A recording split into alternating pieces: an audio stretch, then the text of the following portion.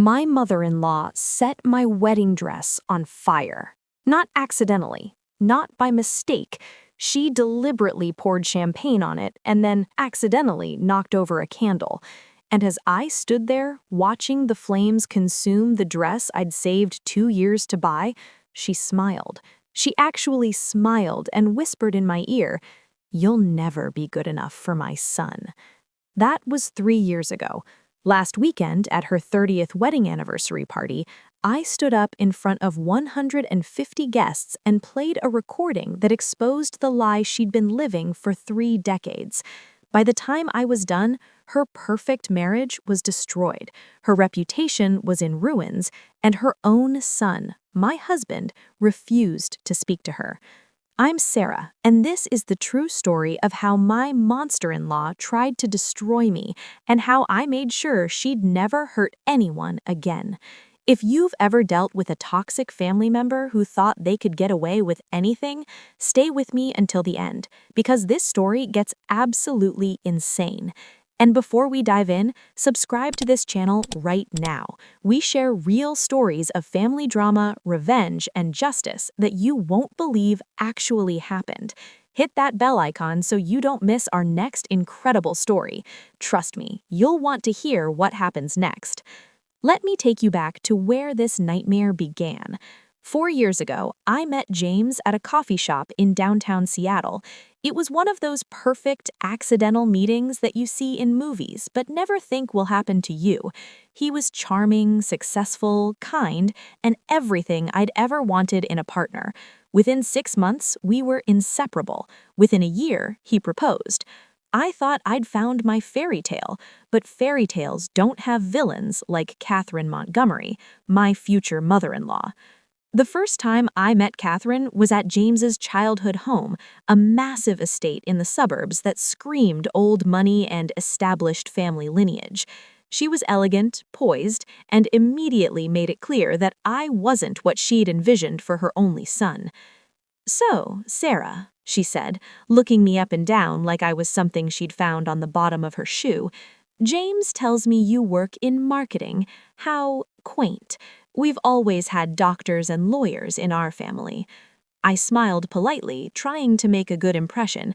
"Actually, I run my own digital marketing agency. We've worked with several Fortune 500 companies." She waved her hand dismissively. "Yes, well, I'm sure that's nice.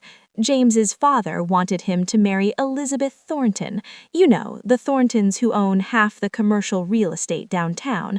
But I suppose love makes people do foolish things." That was just the beginning. Over the next year, Catherine made it her personal mission to make me feel inadequate. Every family dinner became an interrogation. Every holiday gathering turned into a comparison between me and this perfect Elizabeth who apparently walked on water and cured diseases in her spare time. But James stood by me. He defended me. He told his mother repeatedly that I was the woman he loved and that she needed to accept it. And eventually, reluctantly, Catherine seemed to back off. She even helped us plan the wedding. I should have known it was too good to be true.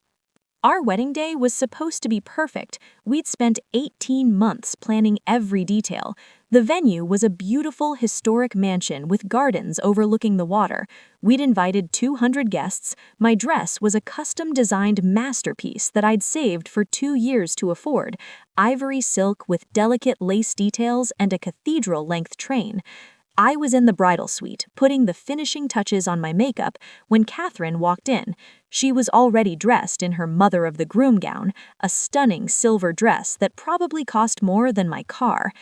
"Sarah, darling," she said, her voice dripping with false sweetness, "I brought you a glass of champagne.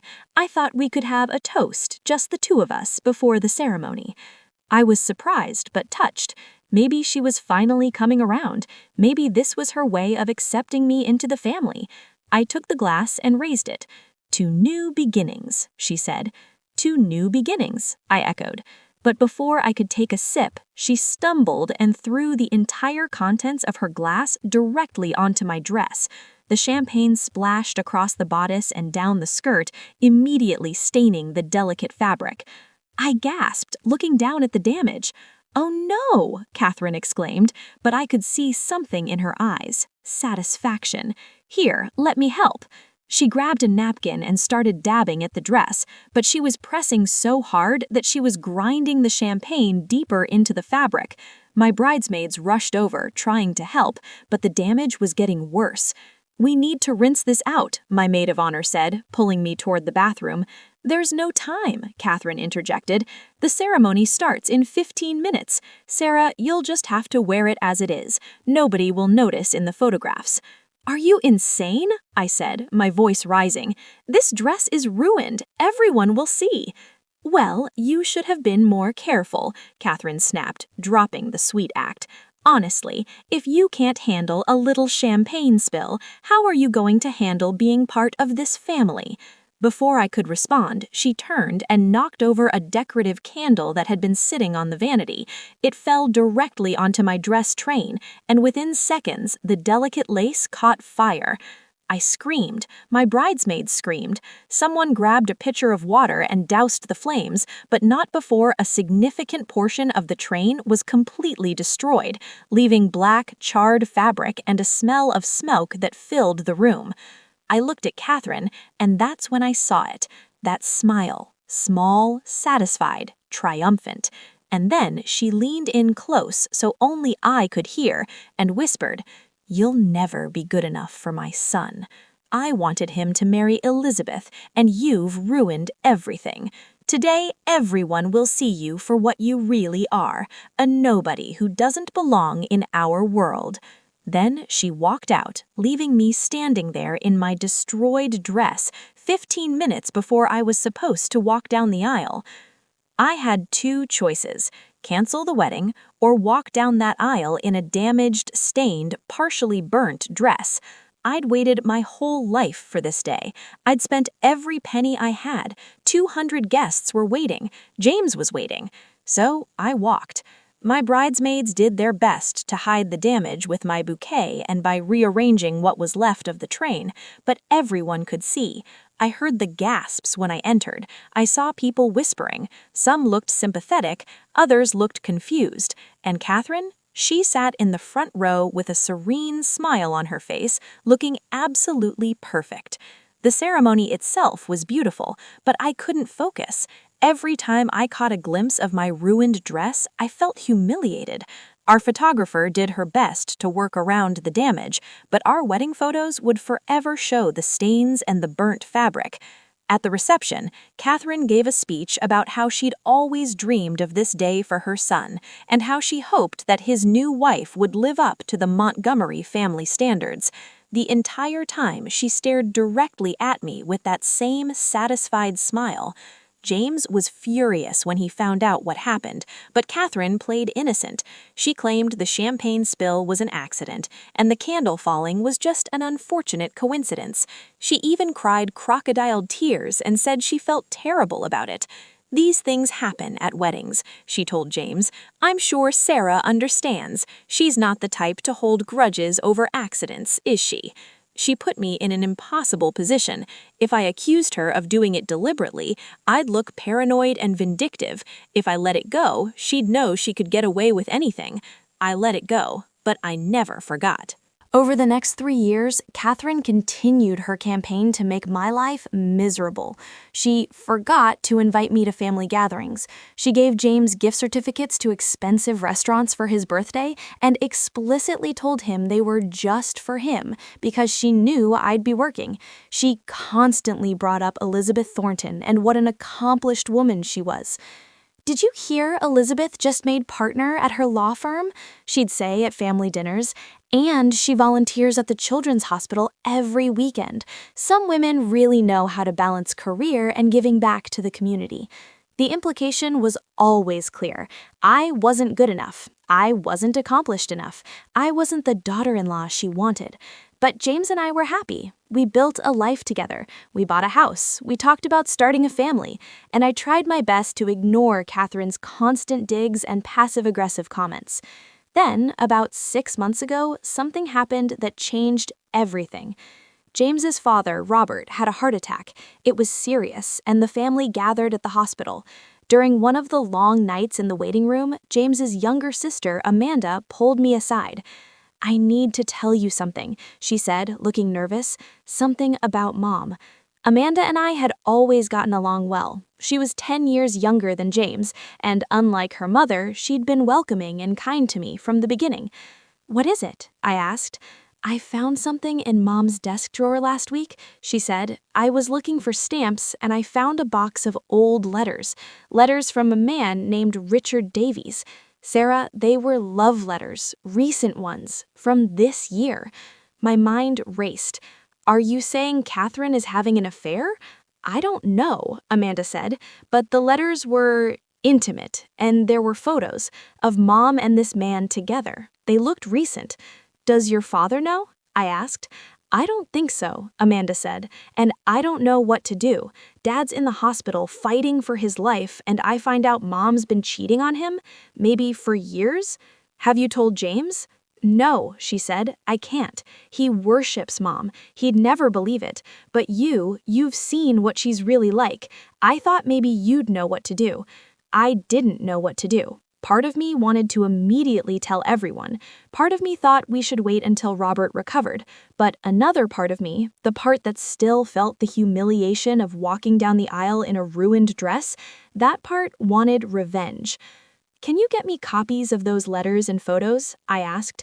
Amanda looked at me for a long moment, then nodded. "I'll get them to you." Over the next 3 months, while Robert recovered, I became an investigator. Amanda gave me copies of the letters, dozens of them, spanning nearly 5 years. Richard Davies wasn't just some random affair. He was Catherine's college boyfriend, the man she'd apparently been in love with before she married Robert. The letters told a story of rekindled romance, secret meetings, and plans for a future together. Catherine had been living a double life for half a decade. She would tell Robert she was going to charity events or spa weekends with friends, but she was actually meeting Richard at a cabin he owned 2 hours outside the city. I hired a private investigator. I know that sounds extreme, but I needed concrete proof. The investigator followed Catherine for 6 weeks and documented everything: the meetings, the cabin visits, the hotels, the restaurants. I had photographs, timestamps, credit card receipts. But that wasn't enough. I wanted more. I wanted to understand why Catherine was so cruel to me while living this massive lie herself. I created a fake email account and reached out to Elizabeth Thornton, the perfect woman Catherine always compared me to. I posed as a journalist writing an article about successful Seattle businesswomen and asked if I could interview her. Elizabeth agreed, and what she told me was stunning. She and James had dated briefly in college, for about 3 months. It was casual, nothing serious, and they'd parted as friends. She'd never had any intention of marrying James. In fact, she'd been married to someone else for 6 years and was very happy. Mrs. Montgomery used to call me constantly, even after James and I stopped dating. She'd invite me to family events, try to set up accidental meetings, push us together. It was uncomfortable.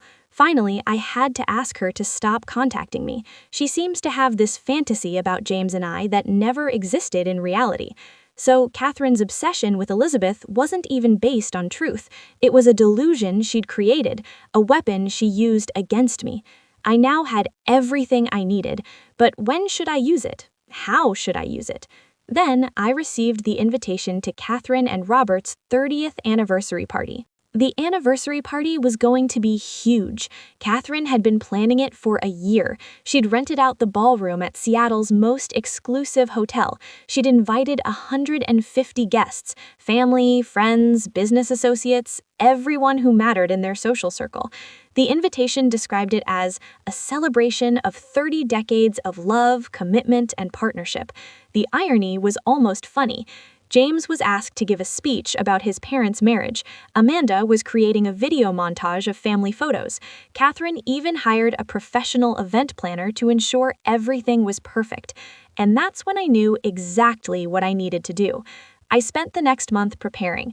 I took all the evidence I'd gathered, the letters, the photographs, the private investigators' reports, the credit card statements, and I organized them chronologically.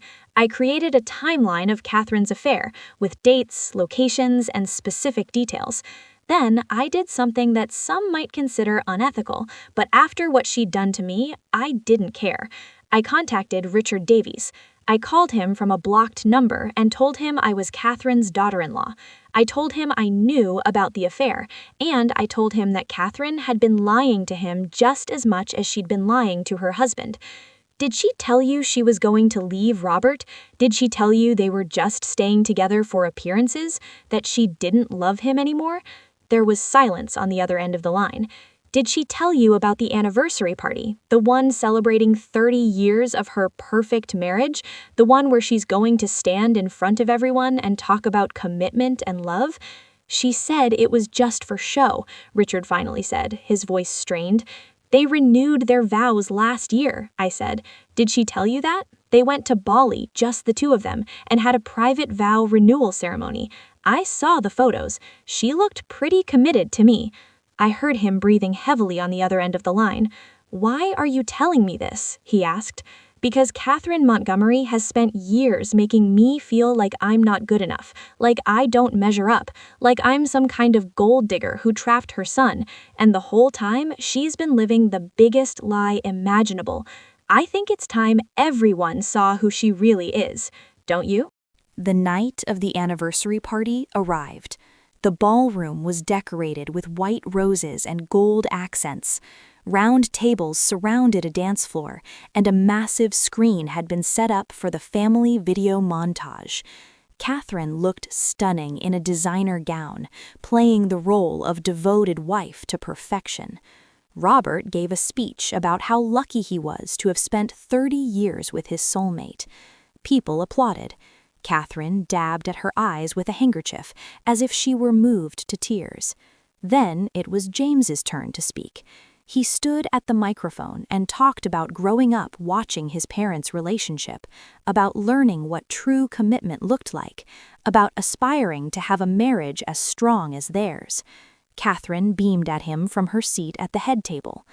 After James finished, the event planner announced that there would be one more surprise presentation before dinner was served. Catherine looked confused. This wasn't in the program she'd planned.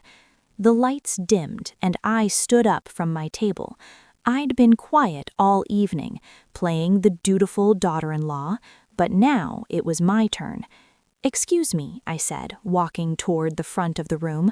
"I hope you don't mind, Catherine, but I put together a little something special for your anniversary, a tribute to 30 years of marriage." Catherine's eyes narrowed slightly, but she couldn't object without looking ungracious in front of all her guests. She forced a smile. "How thoughtful," she said. I picked up the microphone. "Marriage is built on trust," I began, "on honesty, on commitment, on being faithful to the vows you make. Tonight, we're celebrating 30 years of Catherine and Robert's marriage, and I thought it would be meaningful to really examine what those 30 years have meant." I nodded to the audio-visual technician I'd secretly hired, someone who had no connection to Catherine or her event planner. The screen behind me lit up. "This," I said, as a photograph appeared, "is Richard Davies. How many of you know Richard?" A few people shifted uncomfortably. The photo showed a handsome man in his mid-50s standing outside a cabin. Catherine had gone pale. "Sarah, what are you doing?" she said, her voice tight. "I'm celebrating your marriage," I said calmly, "because I think everyone should know the truth about the relationship we're honoring tonight." Another photo appeared, Catherine and Richard together, embracing on the porch of the cabin. Gasps filled the room. Robert stood up from his seat, staring at the screen in confusion. "For the past 5 years," I continued, my voice steady, "Catherine has been having an affair with Richard Davies, her college boyfriend. While Robert was working to provide for their family, Catherine was meeting Richard at his cabin in the mountains. While she was planning charity events and family gatherings, she was actually in hotel rooms with another man." More photos appeared in sequence, Catherine and Richard at restaurants, entering hotels, walking hand in hand through parks. "Sarah, stop this right now," Catherine shrieked, but her voice was drowned out by the murmurs spreading through the crowd. "I have copies of letters they exchanged," I said, "over 100 of them, spanning 5 years. Letters where Catherine talks about her plans to eventually leave Robert. Letters where she calls her marriage a convenient arrangement. Letters where she mocks the family events she pretends to cherish." The screen switched to show excerpts from the letters, with Catherine's handwriting clearly visible. "Robert suspects nothing. He's so busy with work that I could disappear for days and he'd barely notice. Sometimes I wonder why I bothered staying married at all. You're the love of my life, Richard. You always were. Marrying Robert was the biggest mistake I ever made. I play the role of devoted wife so well that even my own children believe it, if they only knew the truth." Robert had sat back down, his face ashen. James stood frozen near the microphone, staring at the screen in disbelief. Amanda was crying. "How did you—" Catherine started, but I cut her off. "How did I find out?" I said. "It doesn't matter. What matters is that for 30 years you've been living a lie. You've presented yourself as this paragon of family values, as someone with the right to judge everyone else's relationships. You destroyed my wedding day because you decided I wasn't good enough for your son. You spent 3 years making me feel inadequate while you were betraying your own husband, your own family." Catherine lunged toward me, but James caught her arm. "Is this true? Mom, is any of this true?" She opened her mouth, but no words came out. What could she say? The evidence was overwhelming. And then the ballroom doors opened, and Richard Davies walked in. "You vindictive little—" Catherine started, but Amanda cut her off. "No, Mom," Amanda said, stepping forward. "Sarah isn't the villain here. You are. I found those letters 6 months ago. I gave them to Sarah because I couldn't stand watching you act like you were perfect while Dad almost died in the hospital. I couldn't stand watching you judge Sarah when your own life was built on lies." Catherine looked at her daughter, betrayal written across her face. "Amanda, I'm sorry, Mom," Amanda said, crying, "but Sarah's right. Someone needed to tell the truth." The party was over. Guests were quietly gathering their things and leaving, whispering amongst themselves about the scandal they'd just witnessed. Robert left without another word, his brother helping him out of the ballroom. Richard Davies stood awkwardly for a moment, then turned and left as well. Catherine sank into a chair, her perfect dress pooling around her, her perfect hair still perfectly styled, as her perfect life fell completely apart. That was 3 months ago. The fallout has been extensive. Robert filed for divorce immediately. In Washington state, infidelity can affect the division of assets and spousal support, and Robert's lawyers made sure Catherine's affair was central to the proceedings. She's likely to walk away with far less than she would have in a normal divorce. James didn't speak to his mother for 2 months. When he finally did, it was only to tell her that she needed to apologize to me, sincerely and without excuses, if she ever wanted a relationship with him again. Catherine did eventually apologize. She came to our house, and for the first time since I'd known her, she seemed genuinely humbled. She admitted she'd been wrong about me, that she'd treated me terribly, and that her own guilt about her affair had made her lash out at someone she saw as an easier target than herself. I accepted her apology, but I told her the truth. I don't know if I can ever forgive her, and I certainly can't forget what she did. The trust is broken, probably forever. Amanda and I have become closer. She's told me she's grateful that the truth came out, even though it was painful. Living with that secret was eating her alive, and watching her mother's hypocrisy was becoming unbearable. As for Richard Davies, he sent me an email thanking me. Apparently, Catherine had been stringing him along for years with promises of leaving Robert, and he'd finally realized he'd wasted 5 years of his life on someone who was never going to choose him.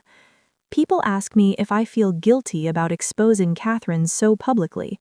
The honest answer is no. She made a choice to humiliate me on my wedding day. She made a choice to treat me like I was beneath her for 3 years, and she made a choice to live a lie while judging everyone else. I simply revealed the truth. If she's embarrassed by the truth, that's on her, not on me. Would I do it again? Absolutely. Sometimes revenge isn't about being petty or cruel. Sometimes it's about justice. It's about holding people accountable for their actions. It's about showing someone who thought they were untouchable that actions have consequences. Catherine Montgomery learned that lesson the hard way in front of 150 witnesses. So that's my story. The wedding day that was ruined, the 3 years of torment, and the revenge that brought it all crashing down. If you've made it this far, thank you for listening. This was one of the hardest experiences of my life, but also one that taught me an important lesson. Never let someone make you feel like you're not enough. Never accept mistreatment just to keep the peace, and never underestimate the power of the truth. If you enjoyed this story or if it resonated with you, please hit that subscribe button right now. We share real stories of family drama, revenge, and justice every single week. Stories that are shocking, emotional, and absolutely true. Hit the bell icon so you're notified when we post our next story. Trust me, the next one is about a woman who discovered her affair at her baby shower, and what she did next will blow your mind. Leave a comment below and tell me, do you think I went too far, or did Catherine get exactly what she deserved? Have you ever dealt with a toxic mother-in-law or family member? Share your story in the comments. I read every single one, and your story might be featured in a future video. And if you know someone who's dealing with a difficult mother-in-law or toxic family situation, share this video with them. Sometimes people just need to know they're not alone, and that standing up for yourself is not only okay, it's necessary. Thanks for watching. I'm Sarah, and I'll see you in the next story. Don't forget to subscribe, you won't want to miss what happens next.